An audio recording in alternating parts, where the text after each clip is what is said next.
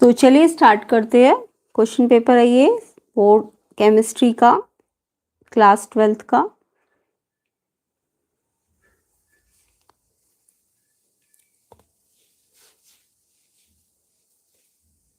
तो स्टार्ट करते हैं इसका सेक्शन ए एंड कमेंट कर देना सारे बच्चे, इजी था हार्ड था पेपर।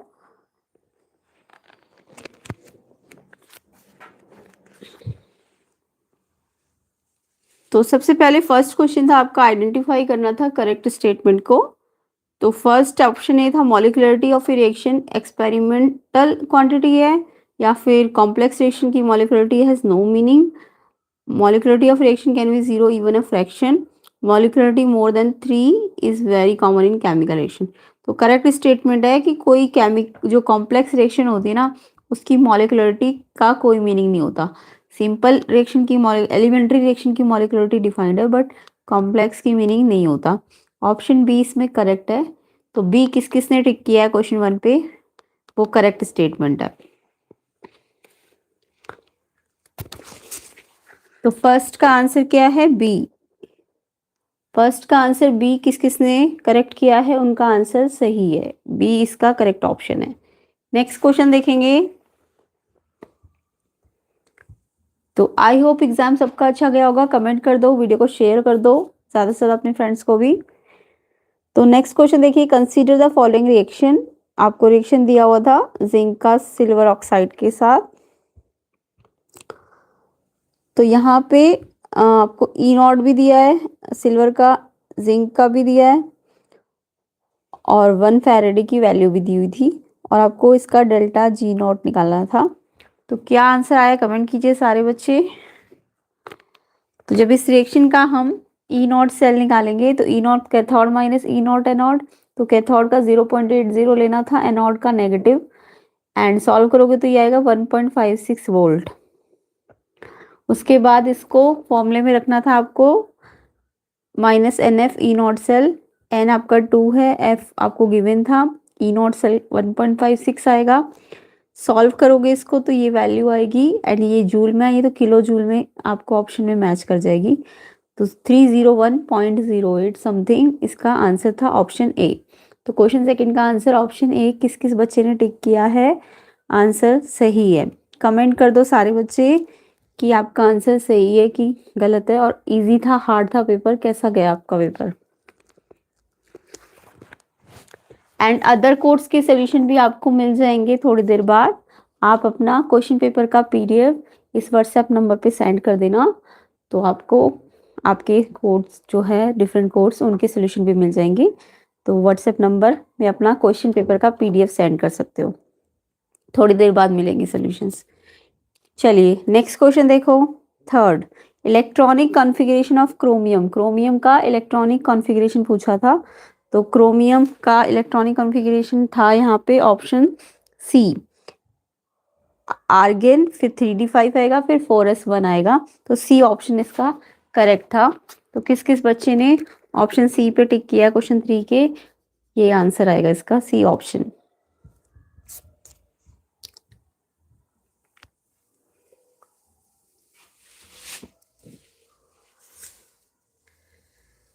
ठीक है, नेक्स्ट क्वेश्चन पे आते हैं।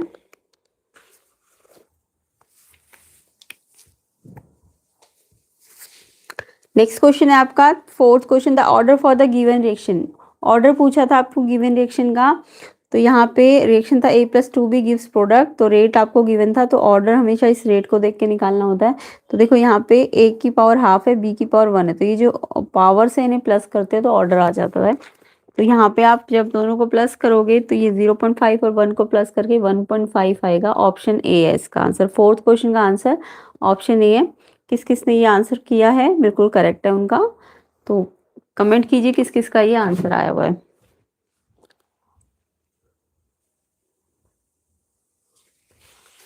नेक्स्ट क्वेश्चन देखेंगे। तो आंसर है इसका 1.5 option A. Which of the following is heteroleptic complex. तो हेटेरोलिप्टिक क्या होता है, जिसमें सेंट्रल एटम के पास more than one type ligand होता है। ठीक है, तो सेम टाइप ऑफ लिगेंड होगा तो क्या होता है,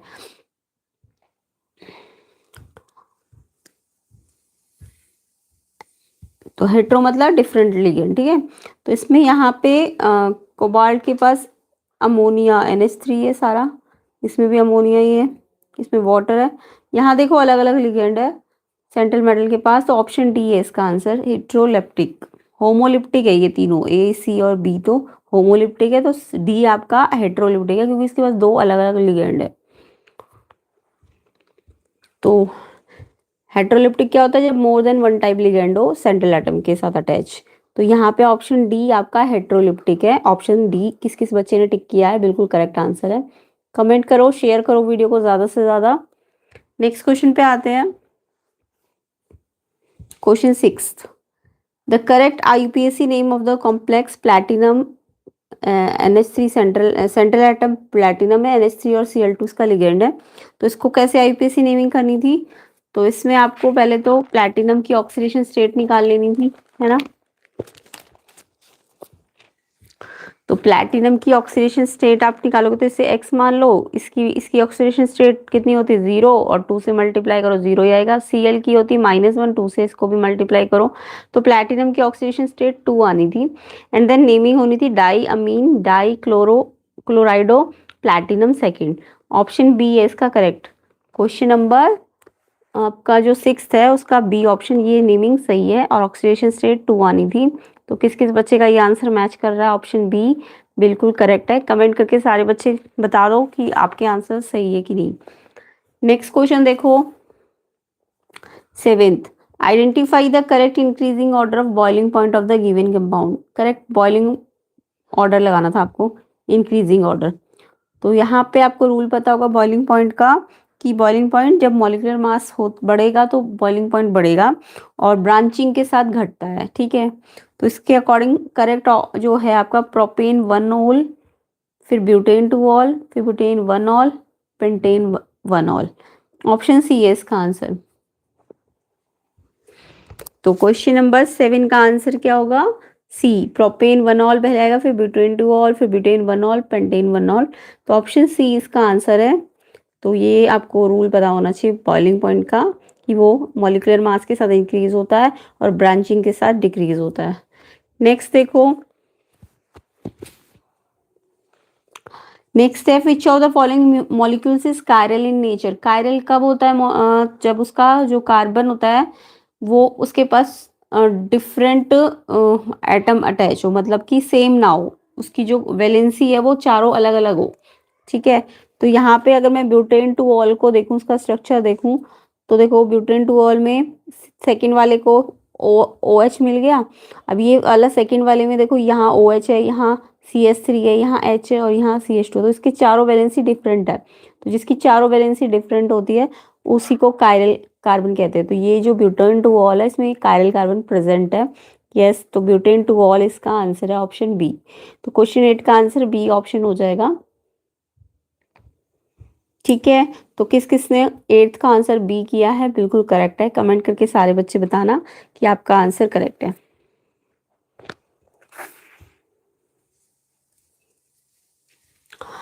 तो आंसर है इसका butan 2 ol, B option. The base which is present in DNA but not in RNA।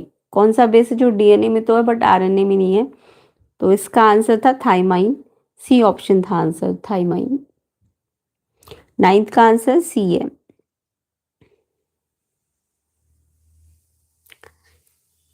Next question देखो 10th, identify the compound produce by the reduction of ethane nitrile with lithium aluminium hydride. तो यहाँ पे answer है इथाइलमाइन, ethanol, प्रोपाइलमाइन की मिथेलामाइन। तो correct answer जो है वो आपका है ए ऑप्शन, इथाइलमाइन। इथाइलमाइन किस किसने लिखा है,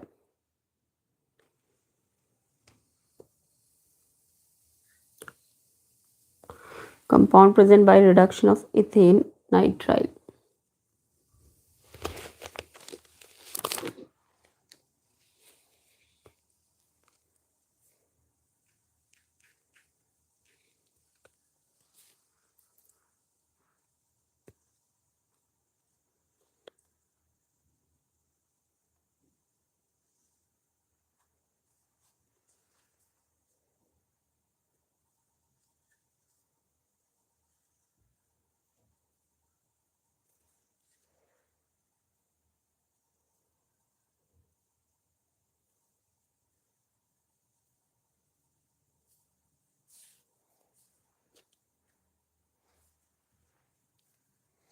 तो रिडक्शन करके आपको इथाइल अमाइन मिलेगा, ए ऑप्शन है इसका सही। ए ऑप्शन था इसका आंसर, इथाइल अमाइन। किस किसने ए ऑप्शन पे टिक किया है उनका करेक्ट है।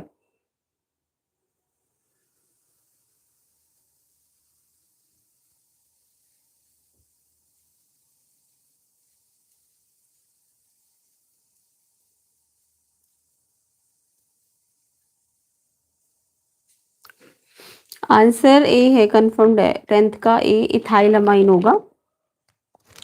तो 10th का आंसर ए इथाइल अमाइन जिस जिस बच्चे ने लिखा है उनका करेक्ट है। आप कमेंट कर देना किस किस का आंसर ये वाला करेक्ट है। नेक्स्ट क्वेश्चन पे आते हैं। रीचेक कर लिया है, बाकी फिर भी कुछ मिस्टेक होगा तो मैं पिन कर दूंगी मैसेज, बट इथाइल अमाइन है इसका आंसर। 11 देखिए, विच of the following reaction is not explain by the open chain structure of glucose. तो कौन सा रिएक्शन है जो एक्सप्लेन नहीं होता by the open chain structure of glucose. तो यहाँ पे आपका आंसर है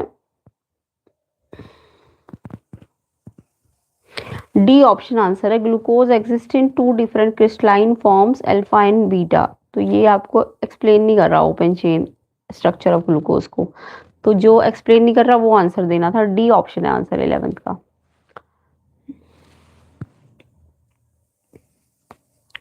डी ऑप्शन करेक्ट आंसर है इसका 11th का।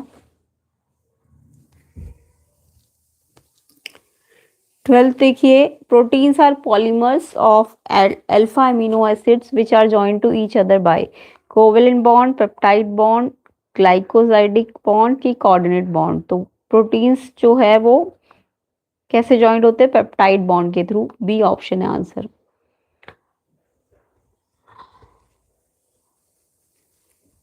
आंसर इसका पेप्टाइड बॉन्ड हो जाएगा। नेक्स्ट क्वेश्चन देखो, assertion reasons.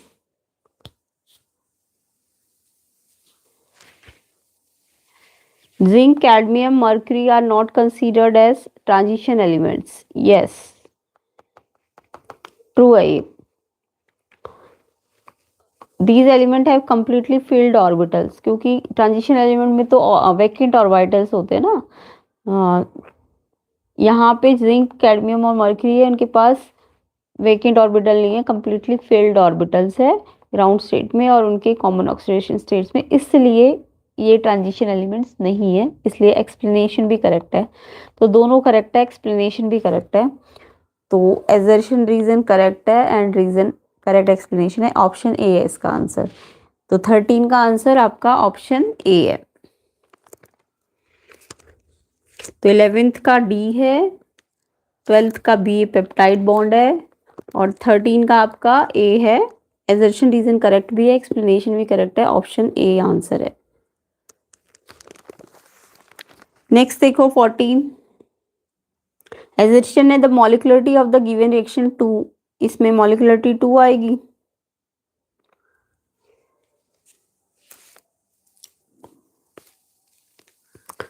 HI gives H2I2। तो मॉलिक्युलरिटी 2 का मतलब यस 2 है ना यहाँ पे, तो 2 मॉलिक्युलरिटी है, ठीक है इसका। एंड रीजन 2 मॉलिक्यूल्स जो है रिएक्टेंट्स के involve in the simultaneous collision. इसमें 2 मॉलिक्यूल होता है, 2HI यानी 2 मॉलिक्यूल HI के, तो 2 मॉलिक्यूल कोलिजन कर रहे हैं, इसलिए इसकी मॉलिक्युलरिटी 2 है। तो रीजन करेक्ट भी और एक्सप्लेनेशन भी दे रहा है, तो एजर्शन रीजन दोनों करेक्ट है, एक्सप्लेनेशन भी करेक्ट है। तो इसका आंसर भी आपका 14 का भी क्या हो जाएगा, ए हो जाएगा, क्योंकि 2 मॉलिक्यूल्स है ना HI के, तो वो ही तो कोलाइड कर रहे हैं, तो इसकी मॉलिक्युलरिटी कितनी होगी 2। तो एजर्शन रीजन करेक्ट है, एक्सप्लेनेशन भी दे रहा है। ऑप्शन ए है इसका आंसर। नेक्स्ट क्वेश्चन 15 देखेंगे। एजर्शन है glucose gets oxidise to 6 carbon gluconic acid on reaction with bromine water. False है ये, नहीं ये ट्रू है सही। ग्लूकोज ऑक्सीडाइज होता है 6 carbon gluconic acid reaction, yes ये ट्रू है, आपका एजर्शन ट्रू है। रीजन है the carbonic group absent in the open chain structure of glucose. यहाँ ये फॉल्स है, क्योंकि ब्रोमीन वाटर क्या करता है, एल्डिहाइड को कार्बोनिल में ऑक्सीडाइज करता है, तो कार्बोनिल तो प्रेजेंट है ना, यानी कि इसका मतलब, तो इट मीन्स ये फॉल्स है, एजर्शन ट्रू है, रीजन फॉल्स है, ऑप्शन सी है इसका आंसर। तो 15 का आंसर आपका एजर्शन करेक्ट है बट रीजन इनकरेक्ट है, सी, क्योंकि रीजन वही है कि ब्रोमीन वाटर ऑक्सीडाइज हो जाता है एल्डिहाइड टू कार्बोनिल, है ना, कार्बोनिल में। तो यहाँ पे रीजन इनकरेक्ट है, सी ऑप्शन आंसर है। Next, assertion aromatic primary amines can be prepared by Gabriel phthalimide synthesis. तो यस, ये तो था ना, नहीं ये एरोमेटिक प्राइमरी अमाइन, नो ये नहीं बनते हैं, ये इनकरेक्ट है, एजर्शन गलत है। रीजन है aryl halide do not undergo nucleophilic substitution with the anion form by phthalimide. Yes, reason सही है, अगर ये एजर्शन करेक्ट होता ना तो एक्सप्लेनेशन भी दे रहा होता वो उसको, बट यहाँ पे एजर्शन गलत है, रीजन सही है। तो एजर्शन गलत, रीजन सही, एजर्शन गलत, रीजन सही, ऑप्शन डी होना चाहिए इसका आंसर। क्या लिखा है आंसर इसका?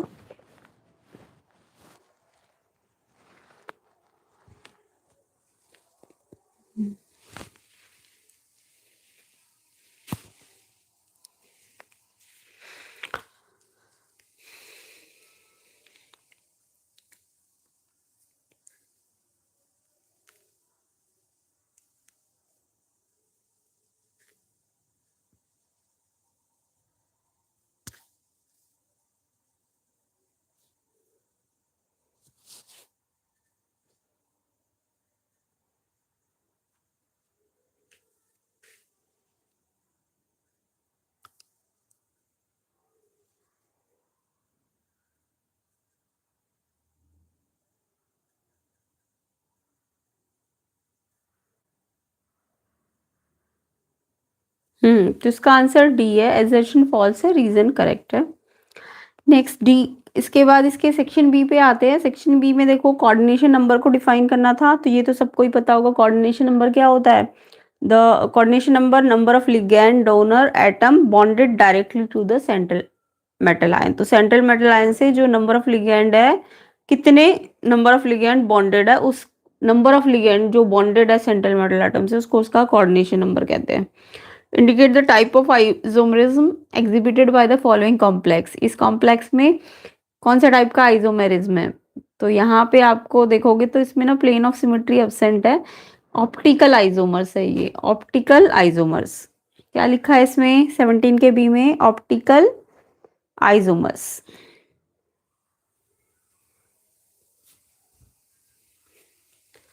ठीक है, तो क्या है 17 का बी? Optical isomers. हाँ, तो करेक्ट कितने हैं सेक्शन ए के? सारे बच्चे कमेंट कर दो 16 में से कितने करेक्ट हैं। सेक्शन बी में define effective collision. Effective collision कब होता है? An effective collision is a collision between reactant molecule and in result in formation of product. मतलब जब कोलिजन रिएक्टेंट्स के बीच में और उससे प्रोडक्ट का फॉर्मेशन हो, यानी कि उसमें इतनी एनर्जी हो, एक्टिवेशन एनर्जी, कि वो क्या कर सके, बॉन्ड्स को ब्रेक कर सके और नए प्रोडक्ट बना सके, तो उसको हम इफेक्टिव कोलिजन कहेंगे। बाकी इसकी यूनिट पूछी थी सेकेंड ऑर्डर रिएक्शन की और जीरो ऑर्डर रिएक्शन की। 17 भी बता दिया है, ऑप्टिकल आइसोमर। नेक्स्ट देखो, right the unit of second order reaction and zero order reaction. तो सेकेंड ऑर्डर रिएक्शन की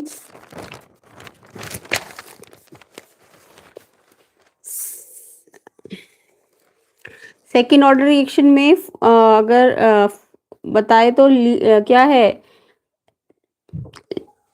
लीटर पर मोल पर सेकेंड, ठीक है। और जीरो ऑर्डर की तो आपको पता ही है, मोल पर लीटर पर सेकेंड होती है।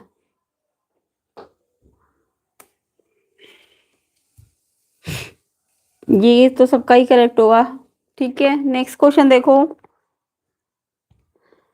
why second ionization enthalpy of chromium and copper are exceptionally higher than those of their neighboring elements। Second ionisation enthalpy chromium और कॉपर की ज्यादा क्यों है? तो यहाँ पे रीजन है कि जो इसका क्रोमियम और कॉपर का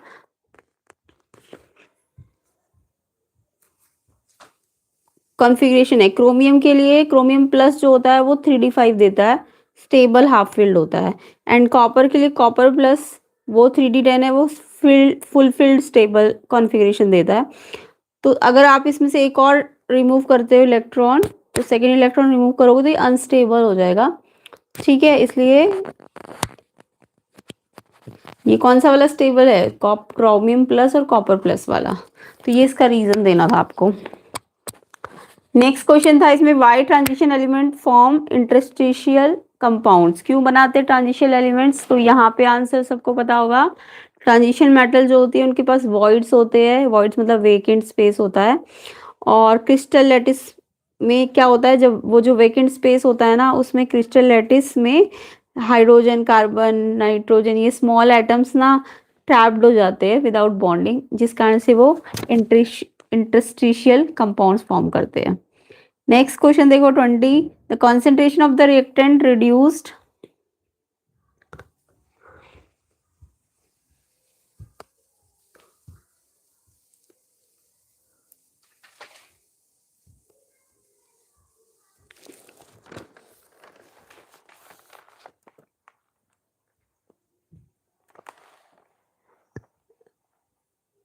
आपको दिया हुआ है इसका रिड्यूस हुआ 0.6 मोल पर लीटर टू 0.2 मोल पर litre, 5 minutes in first order reaction, calculate rate constant of the reaction. Block 3 की वैल्यू आपको गिवन थी।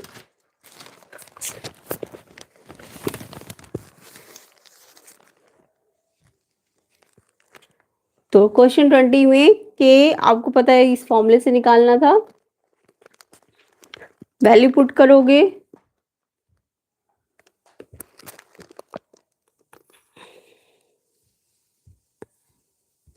इसकी रिएक्टेंट की 0.6 दी हुई थी, और आपको नहीं सॉरी R0 रखना था ना, 0.6 और 0.2 गिवन है क्वेश्चन में वैल्यूज, और फिर log 3 की वैल्यू पुट करनी थी, तो आंसर आएगा 0.221 पर मिनट।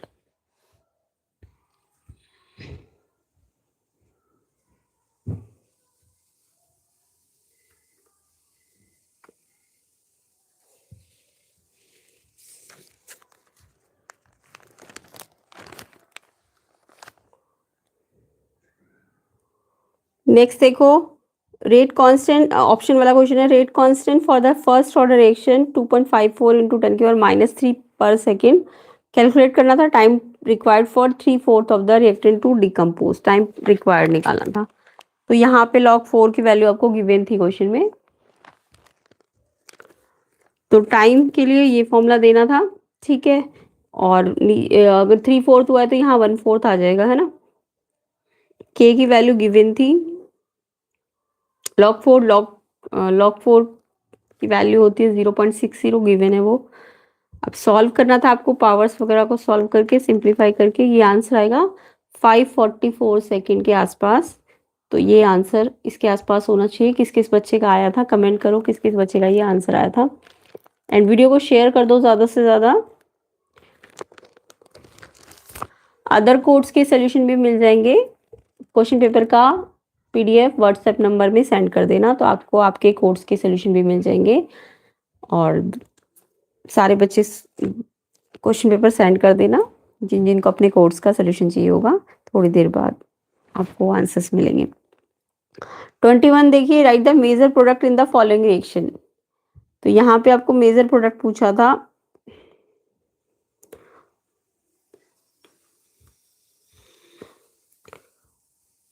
राइट क्या है ये, क्लोरोबेंजीन है ना, इसमें बनना था आपका टोल्यूइन बनेगा इससे, ठीक है। तो क्वेश्चन 21 से ए से क्या बनेगा, C6H5CH3, ये रिएक्टेंट को जब आप सॉल्व करोगे तो प्रोडक्ट बनेगा टोल्यूइन, ए आंसर है इसका।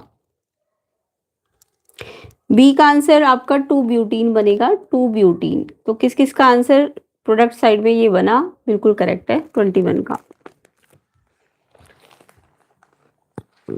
तो बी वाले से क्या बनेगा, 2 ब्यूटीन। नेक्स्ट क्वेश्चन देखो, नेक्स्ट क्वेश्चन सेक्शन सी का, 60 ग्राम ग्लूकोज डिजोल्व किया 250 ग्राम वाटर में, calculate the freezing point of this solution. तो आपको फ्रीजिंग पॉइंट निकालना था सोल्यूशन का।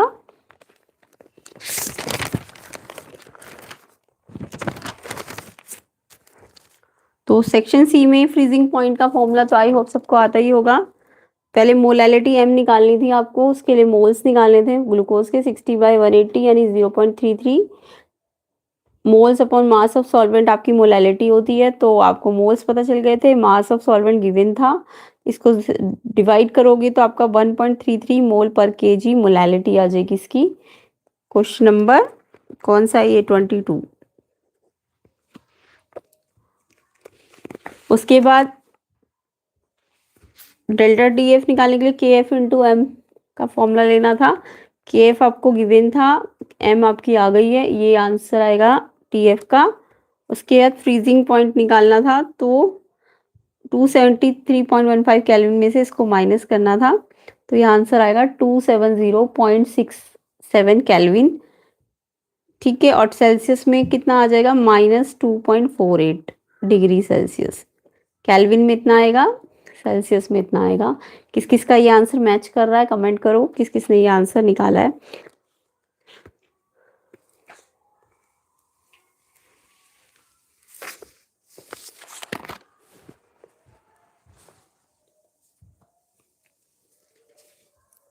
नेक्स्ट क्वेश्चन देखिए,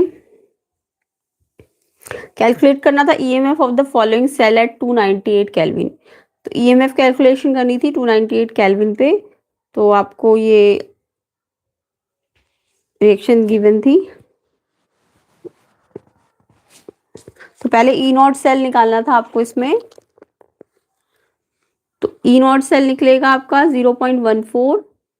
ठीक है, और फिर इस फॉर्मूले में रखना था आपको नॉर्मस्ट इक्वेशन में, एन आएगा 2, ई नॉट सेल आया 0.14 माइनस 0.059/2 लॉग, यहाँ पे प्रोडक्ट और यहाँ रिएक्टेंट। नॉर्मस्ट इक्वेशन तो आई होप सबको आती होगी, सिंप्लीफाई करके फाइनल आंसर आएगा 0.1105, अप्रोक्सीमेटली 0.11 वोल्ट। किस किस का ये आंसर आया है बिल्कुल करेक्ट है, कमेंट कर देना सारे बच्चे की नॉर्मस्ट इक्वेशन लगाई थी कि नहीं लगाई थी आपने।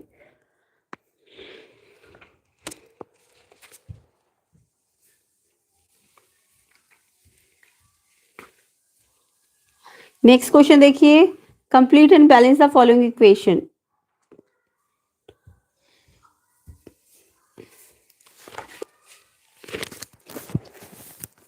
तो यहाँ पे आपका सॉल्व करके आएगा Na2Cr2O7 + 2Na+ + H2O, पहले वाले का ए का जिसमें ये था।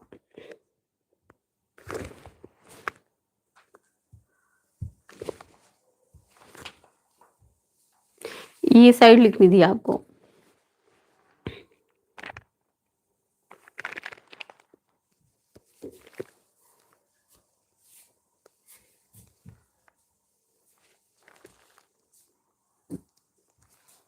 इसका आंसर आया था 5SO2 2Mn2 + 8H2O। तो किन किन की ये साइड मैच कर रही थी कमेंट कीजिए, किसका किसका करेक्ट है ये क्वेश्चन। रिएक्टेंट साइड तो गिवन थी, प्रोडक्ट साइड आपको बनानी थी बैलेंस करके। Why is chemistry of actinoids complicated as compare to lanthanoids. तो ये तो आपका थ्योरी का क्वेश्चन था, एक्टिनॉइड्स की केमिस्ट्री ज़्यादा कॉम्प्लिकेटेड होती है किससे, लेंथेनॉइड से। क्यों, तो एक तो जो आपके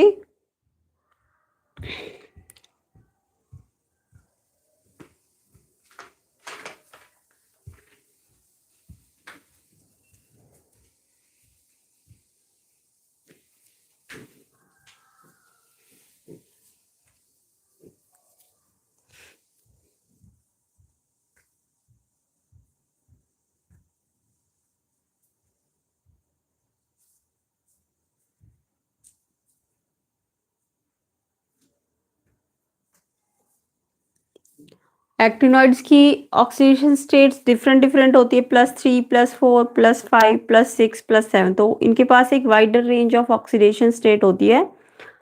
ठीक है, जबकि लेंथेनॉइड्स के पास जनरली +3 होती है, मोस्टली +3 होती है। और ये जो होते हैं ये ज़्यादा, क्योंकि इनके पास ज़्यादा ऑक्सीडेशन स्टेट है तो ये ज़्यादा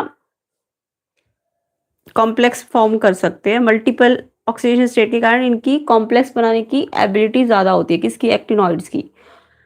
ठीक है, तो ये इसका आंसर था।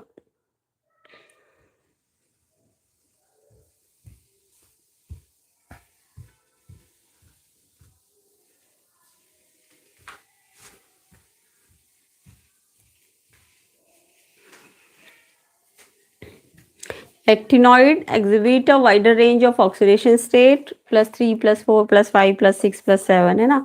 एंड 5f ऑर्बिटल्स लेस शिल्डेड होता है इनका और मोर अवेलेबल है बॉन्डिंग करने के लिए।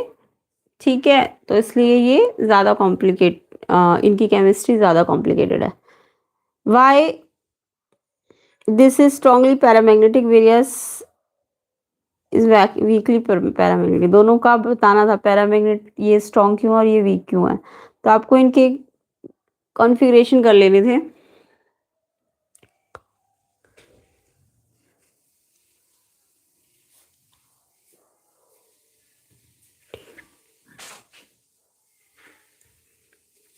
तो इसमें H2O जो है वो वीक फील्ड लिगैंड होता है ना, तो ये हाई स्पिन कॉम्प्लेक्स बनाएगा। इसमें 5 अनपेयर्ड होंगे, वो आपको करना आता होगा। और ये इसलिए 5 अनपेयर्ड है, इसलिए स्ट्रॉन्ग पैरामैग्नेटिक होगा। और जो आपका CN- वाला लिगेंड है, ये CN-, इसमें ये स्ट्रॉन्ग फील्ड लिगेंड है और ये लो स्पिन कॉम्प्लेक्स बनाता है और इसके पास सिर्फ एक ही अनपेयर्ड इलेक्ट्रॉन होता है, तो ये वीकली पैरामैग्नेटिक होता है। तो इसमें बताना था ये वीक फील्ड लिगेंड है, हाई स्पिन है, 5 अनपेयर्ड है। इसमें बताना था ये स्ट्रॉन्ग फील्ड लिगेंड है, लो स्पिन है और एक ही अनपेयर्ड इलेक्ट्रॉन है इसमें। ठीक है, तो जितने ज़्यादा लिगेंड होंगे, इसमें 5 है तो ये ज़्यादा पैरामैग्नेटिक होगा। On the basis of crystal field theory right the electronic configuration of all D5 ion for which, आपको कंडीशन दी ना। तो स्प्लिटिंग एनर्जी लेस है पेयरिंग एनर्जी से यहाँ पे, तो इसका मतलब ये वीक फील्ड लिगेंड सिनेरियो है ना। और वीक फील्ड है तो हाई स्पिन कॉम्प्लेक्स बनेगा। और कॉन्फ़िगरेशन करके देखोगे इसका क्रिस्टल फील्ड थ्योरी का D5 का ना, तो ये ऑक्टाहेड्रल फील्ड आएगा और इसमें T2G पे 3 पावर आएगी और EG पे 2 आएगी।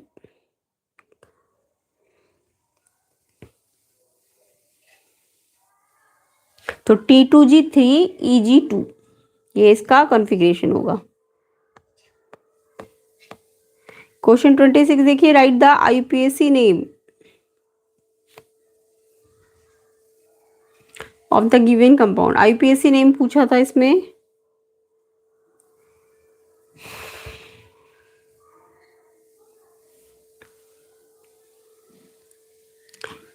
क्या है?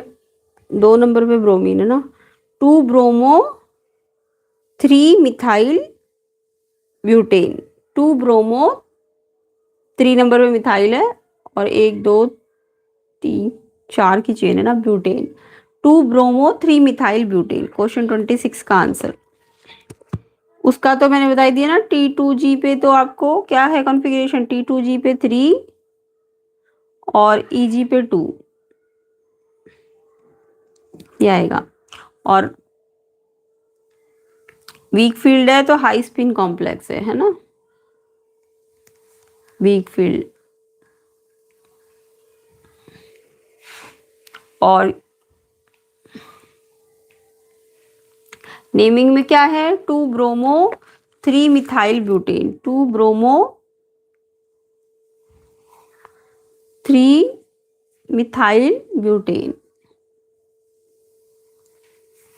क्वेश्चन नंबर 26 का ए है ये। ठीक है, उसके बाद रेशमाइजेशन को आपको बताना था क्या होता है। It is process where pure enantiomer और stereoisomerically enriched mixture is converted into mixture that contain equal enantiomer, मतलब दोनों इनोन्शियमर होंगे। तो इनोन्शियमर जिसमें होते हैं वो रेशमिक मिक्सचर होता है, उस प्रोसेस को हम रेशमाइजेशन कहते हैं। ठीक है, boiling point of alkyl halide को बताना था, तो आपको पता है RI का ज़्यादा होता है, RBr फिर RCl, फिर RF, ये ऑर्डर होता है। तो यहाँ पे आयोडीन से फ्लोरीन की तरफ घटता है boiling point. Van der Waals force of attraction increase होता है, रीजन देना था। Van der Waals force of attraction increase हो रहा है size of mass of halogen atom के बढ़ने से, है ना।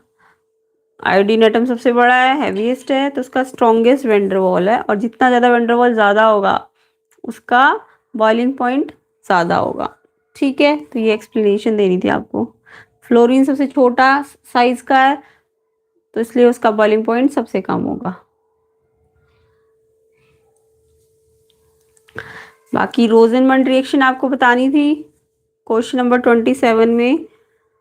RCOCl plus H2 presence of palladium barium sulfate gives RCHO plus HCl। ये आपकी रोजेनमंड रिएक्शन थी।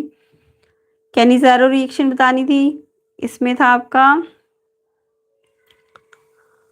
एल्डिहाइड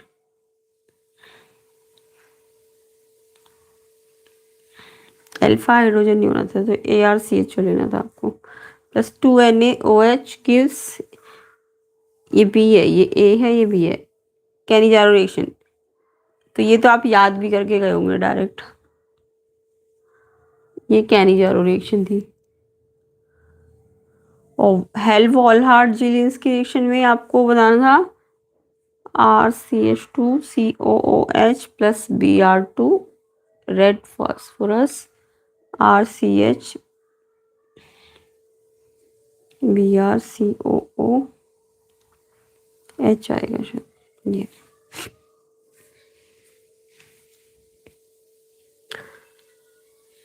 कार्बोक्सिलिक एसिड रिएक्ट करेगा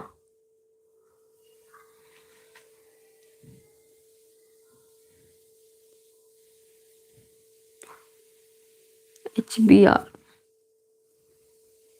ये बनना था। इसके बाद इनवर्ट शुगर, ये तो आपको डिफाइन करना ही आता होगा। पॉलीसेक्राइड्स क्या होते हैं, फाइब्रस प्रोटीन्स क्या होते हैं, तो ये सारे तो बायो सब्जेक्टिव मतलब थ्योरी वाले क्वेश्चंस है।